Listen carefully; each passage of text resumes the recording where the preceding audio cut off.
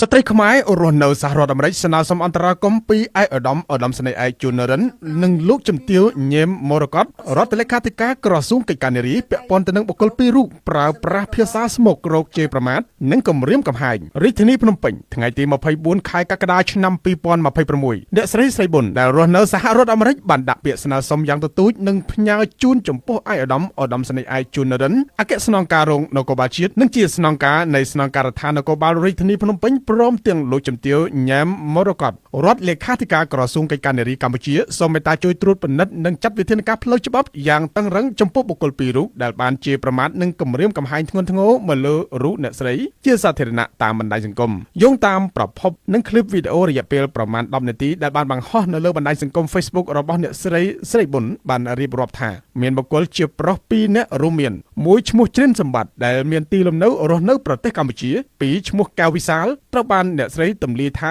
ជាជនដែលលួចលាក់រស់នៅប្រទេសបារាំងដោយខុសច្បាប់និងធ្វើការងារយកប្រាក់ចំណូលដោយមិនបានបង់ពន្ធជូនរដ្ឋជនបង្កទាំងពីរខាងលើបានប្រើប្រាស់គណនីបណ្ដាញសង្គម Facebook ចេញមុខសរសេរខមមិននិងបង្ហោះសារជាសាធារណៈដោយប្រើភាសាស្មុគរោគអះអាភាសមើលងាយមើលថោកនិងបរិហាកេអ្នកស្រីដែលជាស្ត្រីខ្មែរថាជាមនុស្សស្រីលក់ខ្លួនមិនត្រឹមតែប៉ុណ្ណោះពួកគេក៏បានបន្តគំរាមកំហែងថានឹងយកអ្នកស្រីដាក់គុកនៅស្រុកខ្មែរប្រសិនបើហ៊ានឈានជើងចូលមកកាន់ប្រទេសកម្ពុជាវិញជុំវិញករណីអសិលធម៌និងការគំរាមកំហែងយ៉ាងconcernនេះអ្នកស្រីប៊ុនក៏បានអំពាវនាវដល់សាធារណជនទាំងក្នុងនិងក្រៅប្រទេសព្រមទាំងអាជ្ញាធរមានសមត្ថកិច្ចនិងស្ថាប័នពាក់ព័ន្ធទាំងអស់មេត្តាជួយត្រួតពិនិត្យមើលអាកប្បកិរិយាគ្មានសិលធម៌របស់បុគ្គលទាំងពីររូបនេះនិងជួយផ្ដល់យុត្តិធម៌តាមផ្លូវច្បាប់ជូនអ្នកស្រីផងដែរជាចុងក្រោយនេះនាងខ្ញុំក៏សូមលើកដៃគោរពសម្ដេចបវរធិបតីហ៊ុនម៉ាណែតម្ដងទៀតនិងឯកឧត្តមស្នងការនគរបាលក្រុងភ្នំពេញឯកឧត្តមជួនណារិននិងលោកជំទាវញ៉ែមរកតក្រសួងនិងមន្ត្រីកិច្ចការនារីជាថ្មីសារជាថ្មីម្ដងទៀតនិងជាចុងក្រោយចា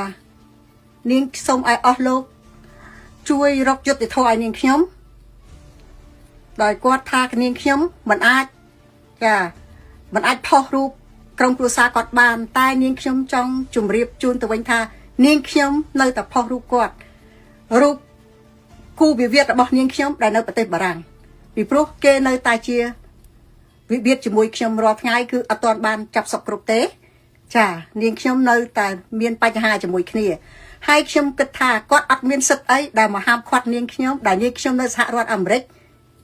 ខ្ញុំមានបញ្ហាជាមួយអ្នកស្រុកបារាំងចំណែកគាត់នៅស្រុកខ្មែរ